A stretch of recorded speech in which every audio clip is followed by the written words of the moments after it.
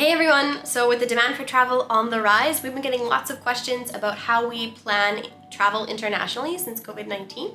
So we finally sat down and organized sort of our thoughts and put on paper our 5-step process for how we plan our international travel since COVID-19. So from our experience, we wanted to share what those steps are with you today. If you've been here before, welcome back. And if you're new to the channel, we're Nicole and Mico. We've been traveling full-time since March 2021. And we've learned a few tips along the way, and we're really excited to share them with you.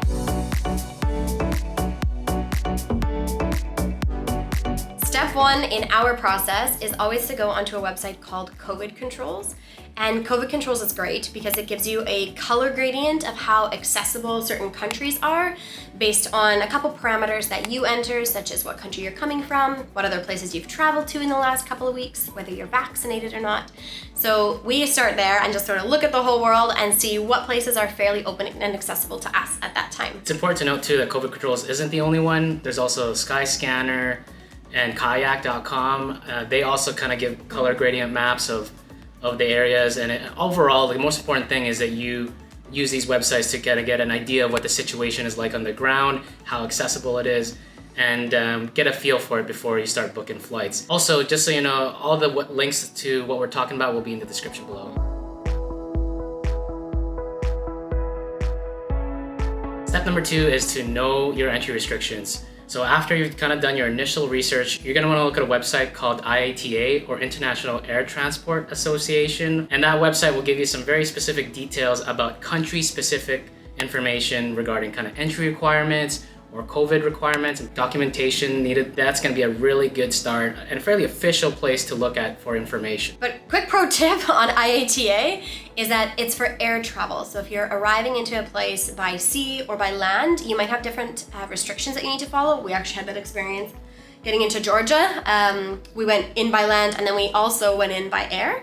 And those restrictions were actually quite different. So just make sure you take a bit of a deeper dive if you are arriving some other form besides by a plane. The other great thing about IATA is that it sort of gives you additional links that you can follow, really usually quite official links for maybe like foreign affairs websites or tourism websites for the country you're headed to.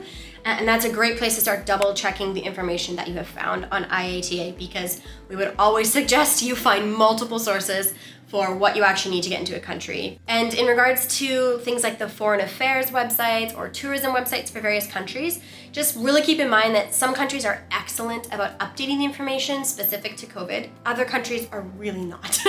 And we've definitely had that experience where some have just been brutal. And some are awesome. So keep a lookout for dates of when the websites have been updated so that you can really be sure that the information you're getting is actually true for the dates you're looking to travel. And keep an eye on them because they might change. So between the first time you look at them and then closer to your travel dates, just continue to monitor it.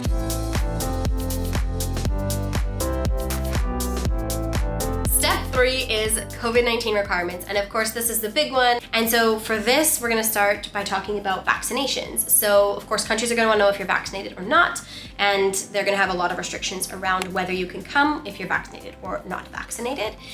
For vaccinations, for those who are vaccinated, countries typically want to know what type of vaccine you received, the date you received one dose or both doses, depending on which vaccination you have. And they're going to usually want that to be at least 2 weeks old, your second dose to be at least 2 weeks ago. They're also going to typically want to have proof of your vaccination in English, we've noticed. So they often will want it in either their national language or English. So as a pro tip, if you can get it translated to English, if it's not in English, that's a good idea. It makes things a lot easier. They're also often going to want to know what country issued your vaccine, and then of course they're going to need documentation for all of these things. So for us, we were vaccinated in the United States, and so we actually have our vaccination card is from the CDC, and it's literally a little paper card that has our names. Ours has our passport number on it, the dates that we were vaccinated, and the vial number of the vaccine that we received. And that's what we've been traveling with for months, and that has worked super well. It's worked great. It's literally just a little tiny card with handwriting on it. So for now, that seems to be sufficient to prove that we are vaccinated around the world. Yeah, it's very low tech, but it's widely accepted. I know that some countries require you to upload your certification online. We've done that with our cards, like taken photos with our phone, both sides, uploaded it, and it gets verified. The next part to this is PCR testing. So nowadays, PCR testing is very normal. you pretty much need a PCR test every time you enter a new country. So normally what we've seen is that they require a 72-hour PCR test, or PCR test 72 hours from the point of first embarkation. That's usually 72 hours from the first time you take your flight on that itinerary. So normally for us, if we're flying out on a Wednesday, we're getting a PCR test usually on a Monday, or at least 2 days before. Just a few important considerations when you're getting your PCR test. So obviously the results are going to be very important. It's going to be really good if you have it in English. You know, if you're doing a PCR test in a non-English speaking country, you really want to try to get those results in English. Usually that's kind of like a universal language for people to read your PCR results. Secondly, you want to double check, and they'll be specific about this, if your PCR test results have to come from specific labs. I know when we went from Turkey to Jordan, Jordan specified that if you're coming from Turkey, they want your test to be coming only from certain labs in Turkey. And so that's what we did. It's not for every country, but some countries, they are pretty picky about where you do your tests. We have always had a minimum of 3 copies of our PCR test results going along with us when we got on a flight. And the reason for that is because sometimes the PCR test is often checked in multiple spots along the route, and sometimes the attendant will take the PCR test and you won't see it again. So it may be at check-in, they take a look for it, and then they just keep it. And so you want to have additional ones because you're going to be checked again before you board the flight, almost always. And you might be asked for the test results again when you arrive in a new country. So we always travel with at least 3 copies of our negative PCR report. If you've only got it on your phone, make sure it's downloaded so you can access it offline. Because if you arrive to a new airport and you have no internet access, you're going to want to make sure you can access your PCR results. So be mindful of that. I would just default to paper copies if you can. The next piece of COVID-19 requirements information we'd like to share is about quarantining, of course. So that is still happening in some countries, but for the most part, it's fairly rare now to see a lot of quarantine requirements for entering a country. So we won't talk about it too much, but just, of course, keep an eye out for it. You'll usually see that information right away if they do have quarantine requirements. The only other thing that's important to know about quarantine requirements is that when you land in a country, do take a look at what the restrictions would be for quarantining if you or a travel companion tested positive upon arrival or during your trip there. That part's really important and something that we always keep in mind, just to know some of those details in case that happens. Another thing to consider is your health insurance. Countries are now specifying that you need to have travel insurance or travel health insurance when you get into the country. So very recently, the country that we got into, they asked for proof that we had health insurance or health insurance that covered COVID. Yep. And of course we had a paper copy. You need a paper copy? We were able to show that right away, and it was quite simple to get in. But definitely have a look if health insurance is a requirement to get into your specific country. What we use is Safety Wing. They've been really, really great. And if you want to learn more about Safety Wing and their health insurance, they cover COVID. It's kind of all down in the description below. So the last few COVID-19 requirements, sort of miscellaneous items, is usually additional documentation. So we have found that lots of countries require you to have previously completed like a health declaration form, general declaration form, locator apps as well, we have seen often. And so our advice is, again, kind of get into the weeds with that at this stage of your travel planning. Take a look at what exactly you're going to need. Either fill them out and send them online. Some countries require you to just submit them online. Some forms you need to print off, again, physical copies, and have them written out, like you fill them out physically.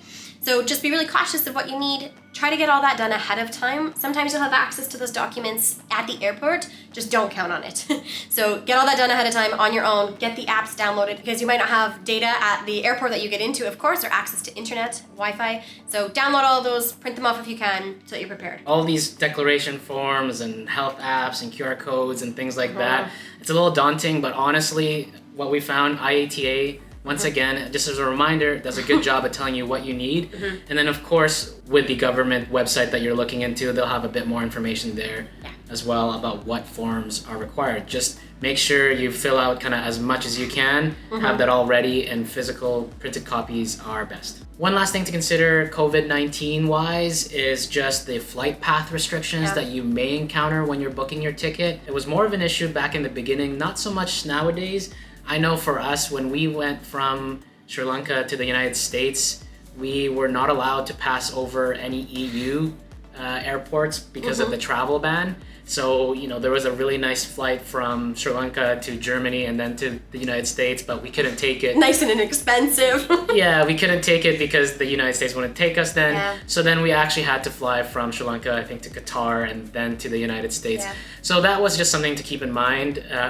Again, you'll kind of see that right away when you do your research on IATA or that government's website. Definitely is a tricky additional layer. So not only, I guess in a way, not only do you have to do your research for the country you're trying to get to, but you'd also kind of do some light research on the country that you're transiting through. Yeah. So keep an eye on those airports that you're going to touch base in, even though you might not go into those countries.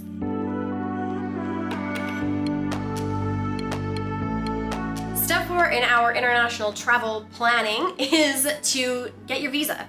So for that, just again, look at government websites. Typically, IATA will have some information as well. And just see how can you access the visa now, because a lot of VOAs or visas on arrival are not operating. They're coming back online, so it's definitely becoming an easier process again.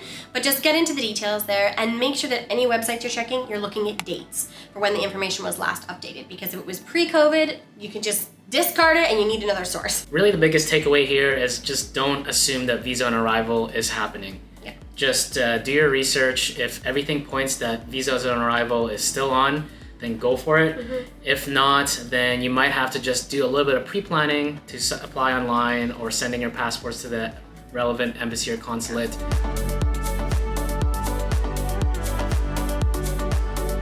Step number 5 is to always double check your info. So we never rely on just one website for our information. We like to use many websites. Again, starting with COVID controls as a high level, then digging deeper with IATA, official government sources. We like to use a lot of those in conjunction to make sure that all our information is very accurate. Yeah, and in addition to that, we also often find that airline websites are really useful. So for example, recently we've been using Turkish Airlines and Qatar Airways, and those have been really helpful in getting additional detail and just confirming our information for the countries we're headed to. And a pro tip for another place to double check your information is actually Facebook. Facebook has been incredibly useful for us since we started traveling in March 2021. We go on there always, find groups for the places that we're traveling to, just so that we can get really on the ground, up to date, live information on the place we're traveling to. Yeah, these Facebook groups, they're awesome. They're boots in the ground. They're people, travelers that are there right now who know exactly what the restrictions are like or are as a good place or a resource for you to ask questions. We do ask a lot of questions on different Facebook groups typically. Everything from kind of how open is this part of the country, all the way to what labs can we get a COVID-19 PCR test for leaving that country in, all those sorts of things. And if you want to search for them, we usually search for things like Turkey travel group or travel Turkey or foreigners in Turkey. Those are the kind of searches that we use before we travel there because like we said earlier, they're great resources for what's happening right now. Once again, you're just using this Facebook group to confirm. You're not using it as a sole piece of information because you shouldn't rely on anything you find in the internet generally. Or Facebook. Facebook for sure. Facebook for sure. But yeah, it's a great place to check information and to keep updated with information. If you're checking information now, but your trip's not for 2 months, join a couple of Facebook groups. It's an easy way to keep updated. All right, and that's it for how to plan travel, international travel. We hope you've enjoyed it. We know it's a lot of information to soak in one video, but hopefully it's just here for you to reference and kind of play and pause through as you plan your travel in 2022 and beyond. If you've liked the video, give it a thumbs up. That's really helpful for us. If you think we've missed anything, please write it down in the comment below. We would love to hear from you and from other travelers who have got great tips. We want to make sure that that's shared with us and also shared with the entire community here. Beyond that, if you would comment also where you're heading to in 2022, we would love to get excited with you. Absolutely. We will leave you here for now, and we will see you in a couple of days for our regular content, which is travel vlogging. Thanks for watching.